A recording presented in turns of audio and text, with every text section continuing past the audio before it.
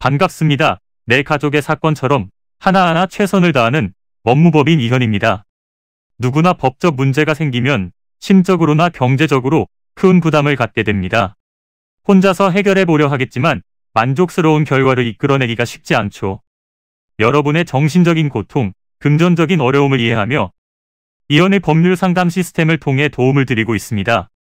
의뢰인의 문제는 하나의 사건이 아니라 한 사람의 삶이라는 마음으로 면밀하게 분석하여 해결의 실마리를 찾아드리겠습니다. 자, 그럼 오늘의 주제인 학교폭력 방관자에 대하여 함께 알아볼까요?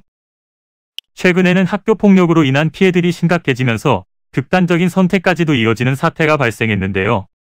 이는 더 이상 학생들만의 문제가 아니라 사회적으로 다뤄야 하는 주제가 되었음에 통감하면서 예전처럼 단순한 대응보다는 미성년자라도 엄격한 처분을 내리고 있습니다. 그러나 사안이 사안인 만큼 학폭 피해를 받은 학생이 초기에 신고하는 것은 참으로 어려운 일인데요. 신고를 하더라도 바로 조치가 이루어지는 것이 아니고 조사 과정에 시간이 걸린다는 것과 가해자와 계속 같은 공간에서 매일 마주쳐야 한다는 현실을 파악하고 있다면 더욱 그럴 수밖에 없을 것 같습니다. 주변에서 학교폭력 현장을 보았거나 사실을 알게 되었을 때는 신고를 하는 것이 의무입니다. 방관자라고 하여도 처벌이 내려질 수 있고 피해자가 손해배상 청구를 할 수 있습니다. 그럴 여건이 안 되거나 어렵다면 교사나 직원에게 알리지 않는다고 해도 여러 기관에 알려서 피해를 조치하는 것도 현명한 방법인데요. 본인이 피해를 당한 것이 아니더라도 괴롭힘을 당하는 사람을 봤다면 의무적으로 신고하는 것이 바람직합니다.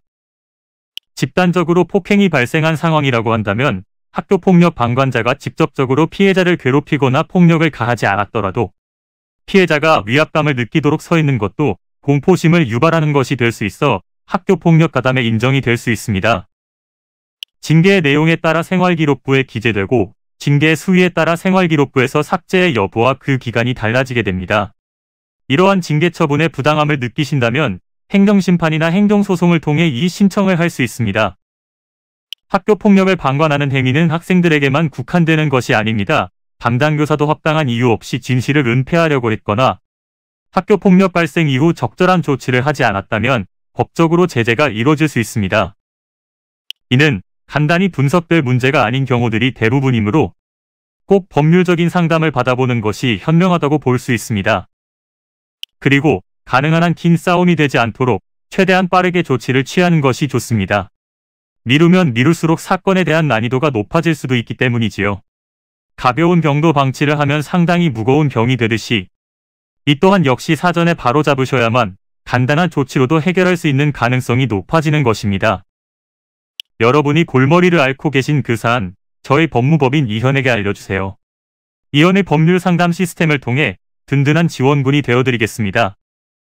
간혹 변호사가 아닌 사무장 등과 상담하는 줄로 오해하시는 분들이 계시는데 이는 전혀 아니며 저희 법무법인 이현은 변호사와 1대1로 상담이 이루어진다는 점을 다시 한번 꼭 알려드립니다.